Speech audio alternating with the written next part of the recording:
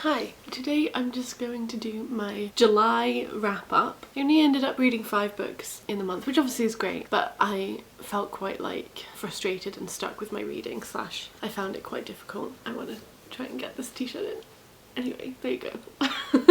Yeah, I think most of the things were audiobook, and then I reread 2 things actually, which also I feel like maybe shows how hard I was finding it to actually read new things or things that I had planned. The books I did read I did like. The first book I read was The Subtweet by Vivek Shraya, which is actually on Spotify as an audiobook. And then also Vivek Shraya, it's about musicians, and Vivek Shraya has recorded one of the songs that's very important in the book in 2 different ways for the 2 different musicians that are present in the book, and that was also really cool to listen to. The Subtweet is about Neela and Rukmini, and they're both these musicians, and Rukmini is a cover artist, and Neela is quite I guess she just has strong opinions about music and is very involved in all of the process of making music, whereas Rukmini does covers, so obviously that's a different process, or at least she starts by doing covers. It's about basically what happens when Rukmini covers one of Neela's songs and it blows up a lot bigger than anything that Neela has had, and it's sort of about that and the relationship they build because of that, and through the internet, and then also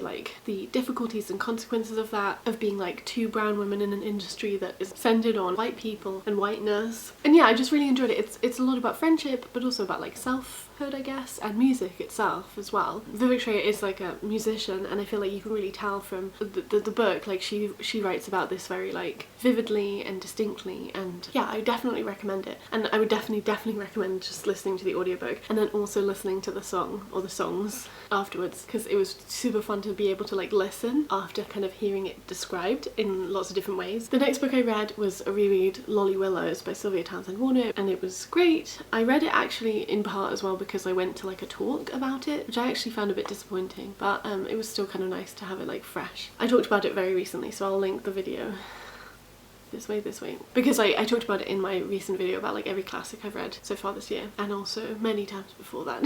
The next book I read was the, I think maybe 5th, maybe 6th actually, book in the A Murder Most Unladylike series by Robin Stevens, which was Death in the Spotlight, and this was, I think, maybe my favourite yet. I gave it 5 stars, which normally I give them 4 stars or so, but I really enjoyed it. I thought it was so sweet, and it's queer, which it has been, you know, it has been all along in one sense, but then in another sense this is the first one that it properly came out, and yes, it was very enjoyable. And it's set in a play in, you know, the 1930s and stuff, and Hazel and Daisy, well, I forgot their names for a second, gosh. Yeah, they during the summer they're part of the play basically, so that they stay out of trouble, but of course there's some trouble. Yeah, and it's not a lot of fun. The show that they're part of putting on is Romeo and Juliet, which also it's a lot of fun too. Something that I was really struggling with this month about in terms of reading was just opening a book and then there's just so many words on a page, it was very overwhelming, and you know, it also just means you have to concentrate harder, and sometimes it means I feel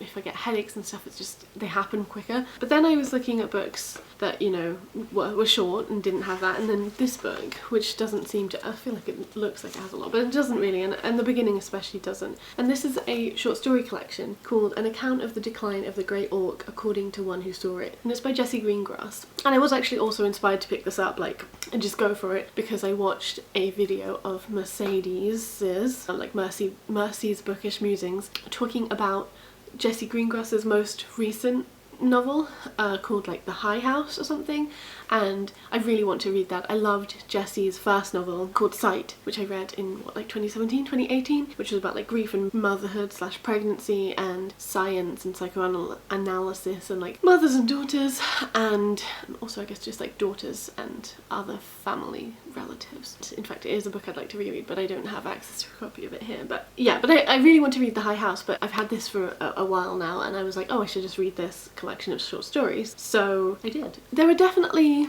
I mean, it's a short story collection, so of course it's not always going to be, or only the most incredible short story collections don't have a single blip. I'd say it was a generally positive experience, but not totally cohesive or particularly good. There are a couple that I really loved. I mean, I love her writing about grief. You know, that's one of the things that like Sight was incredible in my opinion. So the ones that in this cover grief I also really liked. I loved On Time Travel, I thought that was great. I actually think that whilst I like the title of the first story like left me with a lot to be like, I guess like desired, or like I just didn't find it to be particularly, like it didn't make me necessarily want to keep reading, or it did only because I was like, oh well, these have got to be better than that one, right? Like not that it was bad, it was just like not very nice to read, and I felt like it was sort of like pointlessly kind of cruel to read. It's not very long either, and I think that is something that really helped to read it, that is. Let's see, so what else did I like? Yeah, like I said, I liked On Time Travel. I liked Dolphin actually, I thought that was like a really good story, quite like stressful but great. The Comfort of the Dead was interesting and fun too. There's like a kind of banality that I like about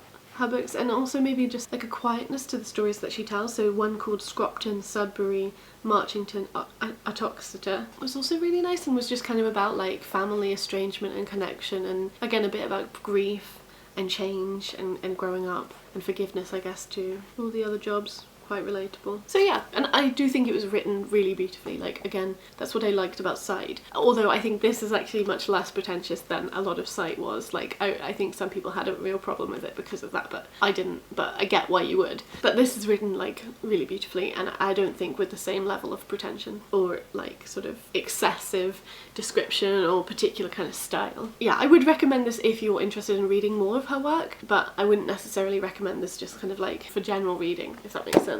The next book I read was another reread, and it was basically like my favourite book of all time, so that was fun for me. And that's Metabolize a Fable, a novel by Clay Add. And I had been meaning to reread this for years since I first read it. I mean, I kind of wanted to reread it like immediately. And after I reread it now, I was like, I wish every single book I read was just this book. It's just wonderful. It's a science fiction book about clones set in the near future. The clones are created by this like biocorp, and they each have like assigned doctors and they have to be medicated. And it's sort of about that, and it's about solidarity between sick people, sick communities, between clones and biohumans, between people who are clones, people who are biohumans, and people who are not either of those things. It's about art, it's about resistance, it's about love and care, and it's just very, very beautiful. The way that it represents a kind of like fulfilling and difficult and wonderful communal and sick life is just something that I'm just deeply grateful to have read. I hope there are more books like this for me in the future. It's written in quite like a fragmented style. There's like sections of emails and like a meditation book. There's some drawings, or a drawing, there's some graphs, stuff like that. And it is like very small and like, you know, it's pretty quick to read. And this one is signed. I don't know if you can see that, but yeah.